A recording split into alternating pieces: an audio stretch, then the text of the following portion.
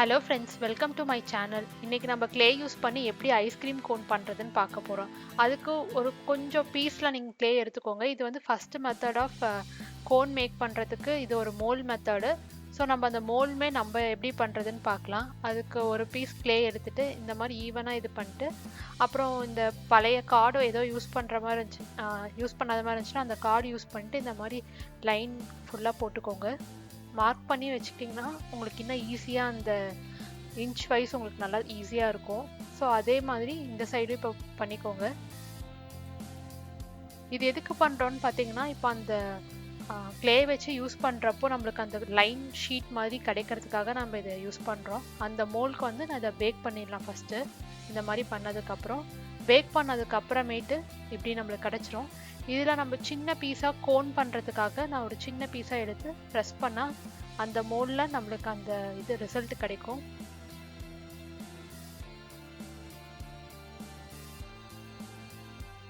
So அதை அப்படியே எடுத்து பார்த்தீங்கன்னா உங்களுக்கு அந்த இது அப்படியே இருக்கும்.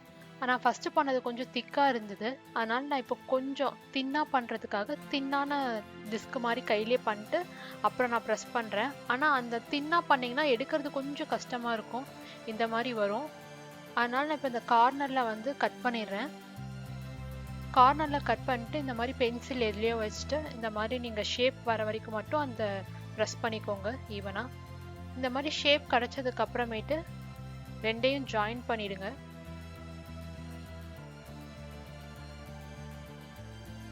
ஜாயின் பண்ணிட்டு அப்படியே ஷேப் மட்டும் கொண்டு வந்துடுங்க லைட்டாக ஈவனாக. நீங்கள் ரொம்ப ப்ரெஸ் பண்ணிகிட்டே இருந்தீங்கன்னா அந்த மோல்ட் இது போயிடும், அந்த அச்சு போயிடும். அதனால் நீங்கள் பார்த்து பண்ணுங்கள் பண்ணுறப்போ.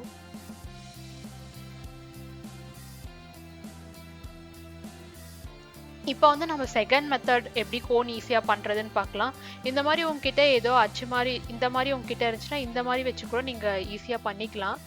ஸோ இதை நான் வந்து 4 பீஸாக கட் பண்ணிட்டு இதை எடுத்து இன்னும் கொஞ்சம் தின்னாக பண்ணி இது இன்னொரு மெத்தட் ஆஃப் அந்த கோன் பண்ணுறதுக்கு நான் சொல்கிறேன். ஸோ திரும்ப அந்த அச்சு வச்சு மோல்ட் பண்ணிக்கோங்க. நெக்ஸ்ட் இந்த மாதிரி இது பண்ணிங்கனாவே உங்களுக்கு ஈஸியாக போய் அட்டாச் ஆகிடும். ஸோ இதை வந்து அப்படியே நீங்கள் ஷேப் கொண்டு வந்துட்டீங்கன்னா உங்களுக்கு இந்த மாதிரி கிடச்சிரும். ஸோ இது வந்து செகண்ட் மெத்தட். நீங்கள் உங்களுக்கு அது ஈஸியாக நீங்கள் ஃபீல் பண்ணலைன்னா நீங்கள் இந்த மாதிரி கூட பண்ணலாம்.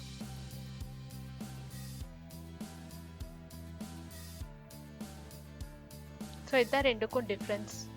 நீங்கள் உங்கள் ஷேப்க்கு இப்போ பெருசாக பண்ணால் நீங்கள் அந்த மாதிரி கூட பண்ணிக்கலாம். நான் இந்த மாதிரி பண்ணி இதை பேக் பண்ணி எடுத்திருக்கேன். இப்போது நீங்கள் வந்து பேக்கிங் டைம் வந்து ஒவ்வொரு க்ளேக்கும் டிஃபர் ஆகும். நீங்கள் அதை பார்த்து பண்ணிக்கோங்க.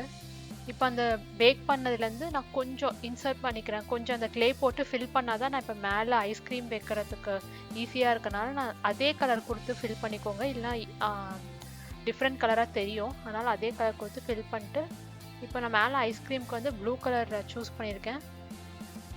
இதை வந்து அப்படியே நீங்கள் ப்ரெஸ் பண்ணிக்கோங்க. கீழே அப்படியே கொஞ்சம் இதாகி வர மாதிரி வச்சுக்கோங்க. நீங்கள் அதை பண்ணவே வந்துடும் ஈஸியாக இந்த மாதிரி. ஸோ இந்த மஸ்காரா டூல் அந்த மாதிரி நீங்கள் ஏதோ வச்சு கூட இந்த மாதிரி ப்ரெஸ் பண்ணிங்கனாவே வந்துடும். வந்ததுக்கப்புறம் இந்த மாதிரி சேஃப்டி பின்னோ இல்லை இந்த மாதிரி பின்னோ வச்சு நீங்கள் அப்படியே லைட்டாக ஸ்க்ராட்ச் மாதிரி பண்ணிகிட்டே இருந்தீங்கனாவே உங்களுக்கு அந்த டெக்ஸ்சர் கரெக்டாக வந்துடும். ஸோ கீழேயும் அடியிலையும் மெயினாக கொடுத்துக்கோங்க. அடியில் அந்த கார்னர் ஃபுல்லாகவுமே கொடுத்துருங்க. கொடுத்துட்டு அப்புறம் மேலே சும்மா மஸ்காரா இதை வச்சு சும்மா அந்த டூலை வச்சு டச் பண்ணிங்கனாவே உங்களுக்கு அந்த டெக்ஸ்சர் அழகாக கிடச்சிரும். நான் இது மேலே இன்னொன்று ஸ்கூப் மாதிரி வைக்க போகிறேன். அதனால் நான் இன்னொரு பிங்க் கலர் யூஸ் பண்ணியிருக்கேன். ஸோ இப்போ நான் எப்படி ஃபஸ்ட்டுக்கு பண்ணமோ அதே மாதிரி தான் மெத்தட் செகண்டுக்கும் நீங்கள் பண்ணிக்கலாம். நீங்கள் மெதுவாக ஈவனாக பண்ணிக்கிட்டே இருந்தீங்கனாவே உங்களுக்கு இது ஈஸியாக கிடச்சிரும். மேக்ஸிமம் நீங்கள் கை யூஸ் பண்ணிங்கனாவும் உங்களுக்கு அந்த ஷேப் ஈஸியாக கிடச்சிரும். உங்ககிட்ட இந்த டூல்ஸ்லாம் இருந்துச்சுன்னா இன்னும் கொஞ்சம் ஈஸியாக இருக்கும் உங்களுக்கு. ஸோ மேலே ஒரு டெக்கரேஷனுக்காக நான் ரெட் கலரில் அந்த இது வச்சுருக்கேன். இப்போ வந்துட்டு கொஞ்சம் க்ளூ போட்டு செட் பண்ணிடலாம். நீங்கள் மெதுவாக பார்த்து எடுங்க. பண்ணதுக்கப்புறம் எடுத்துட்டு, ஏன்னா நம்ம சப்போஸ் கரெக்டாக வரலைன்னா செட் ஆகிடும் ஃபஸ்ட்டே. அதனால் நீங்கள் பண்ணிவிட்டு அதுக்கப்புறம் க்ளூ போட்டு அட்டாச் பண்ணிடுங்க இந்த மாதிரி. அப்புறம் ஷேப் கரெக்டாக ஃபிக்ஸ் பண்ணதுக்கப்புறம் மேலே அந்த டெக்கரேட் பண்ணிக்கோங்க. இப்போ லைட்டாக க்ளூ வச்சு இதையும் நான் ஃபிக்ஸ் பண்ணிடுறேன்.